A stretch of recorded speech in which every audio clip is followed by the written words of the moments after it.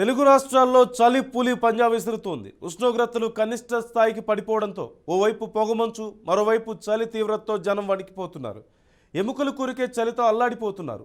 చలిపోటుకు కాళ్ళు చేతులు గడ్డకట్టి ఏ పనికి సహకరించిన పరిస్థితి ఏర్పడింది.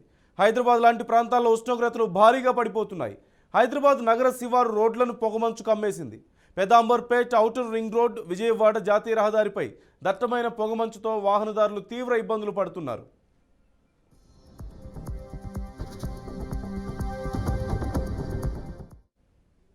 ఉమ్మడి ఆదిలాబాద్, శ్రీకాకుళం ప్రాంతాల్లో ఉష్ణోగ్రతలు 10 డిగ్రీల కన్నా తక్కువ నమోదవుతుండడంతో జనం గజగజ వణికిపోతున్నారు.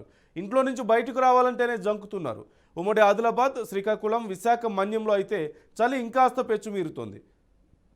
కనిష్ట ఉష్ణోగ్రతలు 10 డిగ్రీలుగా నమోదవుతూ ప్రజల్ని ఉక్కిరి బిక్కిరి చేస్తుంది. ముఖ్యంగా వృద్ధులు, చిన్నపిల్లలైతే చలితో తీవ్ర ఇబ్బందులు పడుతున్నారు.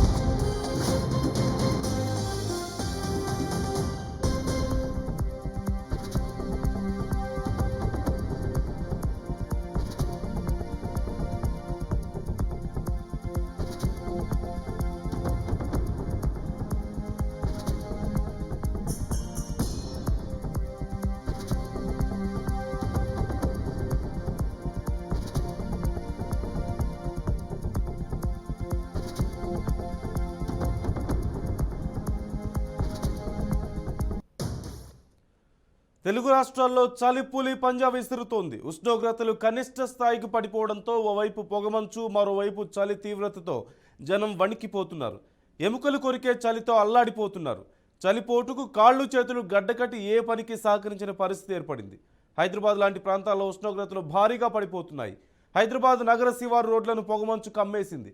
పెదాంబర్పేట్, ఔటర్ రింగ్ రోడ్డు, విజయవాడ జాతీయ రహదారిపై దట్టమైన పొగమంచుతో వాహనదారులు తీవ్ర ఇబ్బందులు పడుతున్నారు.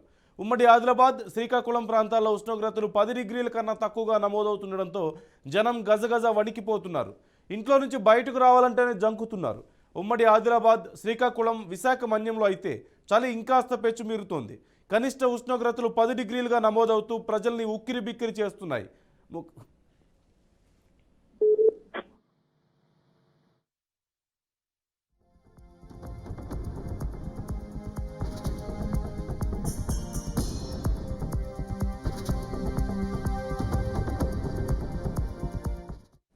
ఈ అంశానికి సంబంధించి పూర్తి సమాచారం మా ప్రతినిధి పరమేష్ అడిగి తెలుసుకుందాం. పరమేష్, తెలుగు రాష్ట్రాల్లో చలి తీవ్రత విపరీతంగా ఉన్నట్లుగా తెలుస్తోంది. అలాగే పొగమంచు కూడా భారీగా ఉన్నట్లుగా తెలుస్తుంది. వాతావరణ శాఖ అధికారులు ఏమంటున్నారు? నందు, వాతావరణంలో చోటు చేసుకున్న మార్పుల కారణంగా తెలుగు రాష్ట్రాల్లో చలి విజృంభిస్తుందని చెప్పవచ్చు. గత 2-3 రోజుల నుంచి మనం చూసినట్లయితే 2 తెలుగు రాష్ట్రాల్లోనూ చలి విపరీతంగా చలి తీవ్రత పెరిగిందని చెప్పవచ్చు. అయితే గత 3 రోజులుగా ఉమ్మడి ఆదిలాబాద్ జిల్లా వ్యాప్తంగా మనం చూసినట్లయితే 7 నుంచి 8 డిగ్రీల ఉష్ణోగ్రతలు నమోదు కావడంతో ప్రజలు చలికి వణికిపోతున్న పరిస్థితి అయితే కనిపిస్తుంది. చలి కారణంగా ఇప్పటికే ఇళ్ల నుంచి బయటకు వెళ్లేందుకు జనం జంకుతున్న సిచ్యువేషన్ కూడా మనకు కనిపిస్తుంది. అయితే ఈ చలితో పాటు ఈదురుగాలులు, అదే విధంగా పొగమంచు కారణంగా కూడా ప్రజలు తీవ్ర ఇబ్బందులు పడాల్సి వస్తుంది.